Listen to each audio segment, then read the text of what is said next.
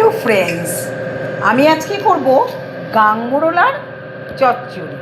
এখানে গাংমোরলা ধুয়ে নুন হলুদ মাখিয়ে রেখেছি, এখানে ছোট ছোট করে আলু কেটে রেখেছি, এখানে পেঁয়াজ কেটে রেখেছি।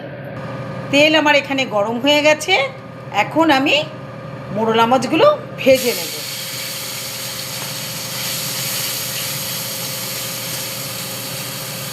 কিছুটা মাছ আমার ভাজা হয়ে গেছে আর কিছুটা এখানে দেওয়া আছে, এগুলোও ভেজে নেব।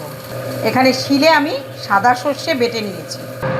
মাছগুলো সব ভেজে আমি নামিয়ে নিয়েছি, আর ওই তেলেই দিয়ে দেবো আমি একটা শুকনো লঙ্কা ছিঁড়ে, আর দেবো কালো জিরা ফোড়ন। এবারে দিয়ে দেবো আলুগুলো, এবারে দিয়ে দেবো একটা মাঝারি সাইজের পেঁয়াজ আমি কেটে রেখেছি, ওইটা দেবো আমি হলুদ, আর দেবো এখানে জিরে ধনে আর শুকনো লঙ্কার গুঁড়ো জলে ভিজিয়ে দিচ্ছি। দেবো স্বাদ মতো নুন, দেবো সামান্য একটু জল। এবার আমি ঢাকা দিয়ে রাখবো আলুটা সিদ্ধ হওয়ার জন্য।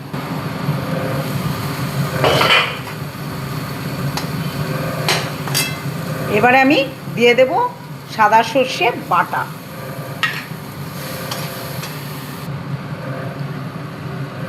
জল আমি এখানে গরম করে রেখেছি, এবার আমি জলটা দিয়ে দেব।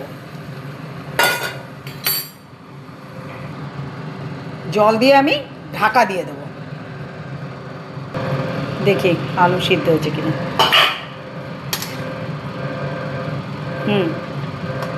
আলু সিদ্ধ হয়ে গেছে, মাছগুলো দিয়ে দেবো।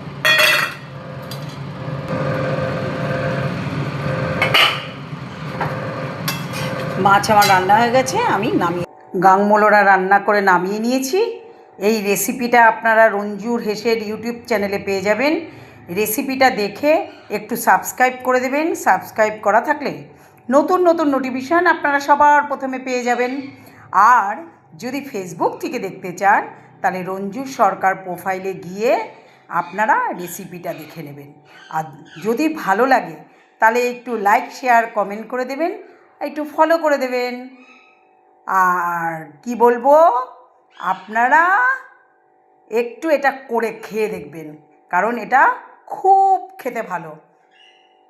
টাটা বন্ধুরা, আবার দেখা হবে, নতুন নতুন ভিডিও নিয়ে আসবো।